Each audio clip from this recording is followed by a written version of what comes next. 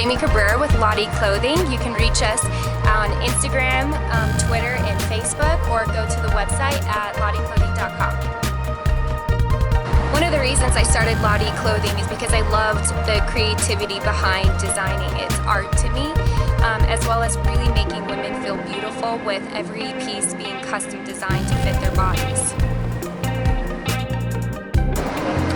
I have actually had the privilege to be involved with quite a few anti-trafficking organizations for a long time, and that is such a near and dear cause to my heart. Unfortunately, trafficking has spread quite a bit all over the United States and Europe considerably.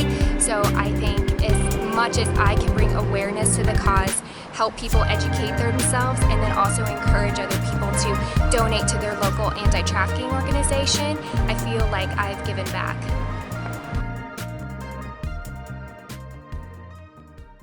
We ended up going over to taking a trip to Greece and London with A21, and had the privilege to follow them around and see like day in, day out the things that these kids go through when they're trafficked. And also I was so impressed with this organization and how they work with the police officers and educating them when they find a victim, how to deal with the victim, how to point them in the right direction toward A21 and rehabbing them. But the other thing I was impressed with A21 is that it's not only just a rehabilitation center, it's really taking these kids that have been rescued out of trafficking and plugging them back into society, walking them through every step of the way, and how they've structured this is so impressive, and I just think that's always been such an amazing company and something that I will always support. The big difference with trafficking in the States versus overseas is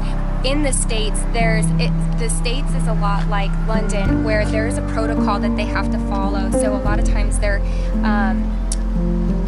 hands are tied behind their back, versus on what they can do, what programs they can put these kiddos through to help them rehabilitate them, versus overseas.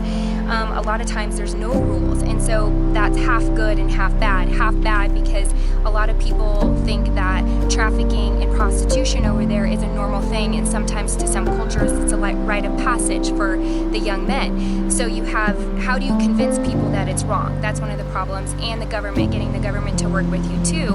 And so one of the things that A21 has done specifically in Greece is really formed a relationship and a connection with the police department to help educate them once they find and rescue victims, and how to approach them and help them as much as possible. So that's one of the things that I've learned that has been fascinating, is I just feel like it's completely different with the States versus overseas. I ended up connecting with an anti-trafficking organization first when I participated in a fashion show. Since then, it was just something that was near and dear to my heart, and unfortunately a fast-growing industry. So I figured as much as I can be a part of educating people about trafficking and being aware of it, and also like sponsoring their local anti-trafficking organization, I just felt like I could do as much as I could to help the cause.